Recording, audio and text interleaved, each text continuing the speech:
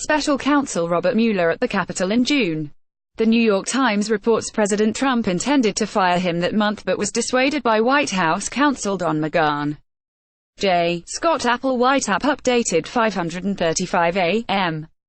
ET Friday. President Trump ordered White House counsel Don McGahn to fire Justice Department Special Counsel Robert Mueller last summer, but McGahn refused and threatened to quit himself if the president went ahead, according to an explosive report in the New York Times.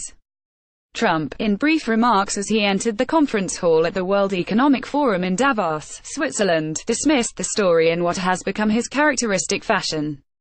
Fake news. Fake news, Trump said in brief remarks as he entered the conference hall. Typical New York Times. Fake stories. Neither attorneys for Trump nor the Justice Department would immediately comment on the story. The Times story described Trump formulating a case against Mueller as someone who could investigate possible Trump campaign involvement with Russia's attack on the 2016 election. Trump argued Mueller had conflicts of interest over Mueller's one-time membership at one of Trump's golf courses, over his connection to a law firm that represented Trump's son-in-law, and over the interview he had done with Trump to possibly take over the FBI after Trump had just fired then-Director James Comey.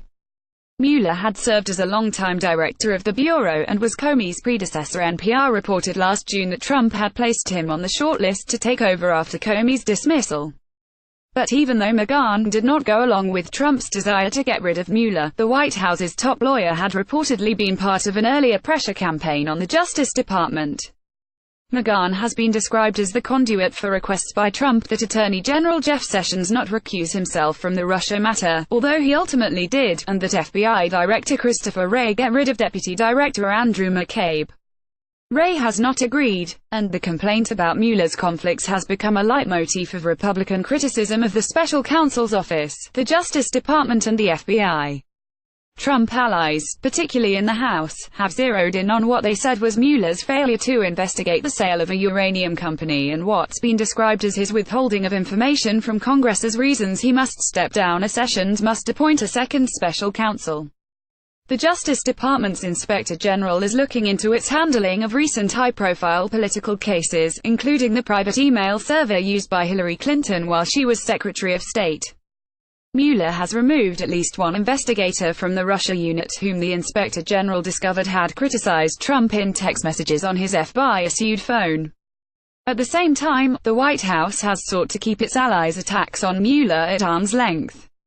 Lawyers for the president emphasized on Thursday how much they have cooperated with special counsel and congressional investigators. They released a sheet documenting the number of witnesses and documents they have made available. Trump himself said in a surprise appearance on Wednesday that he is looking forward to giving a personal interview to Mueller, under oath.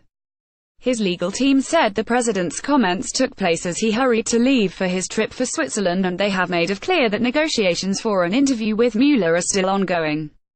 Mueller has conducted interviews with several top insiders, working his way closer in the administration to the president.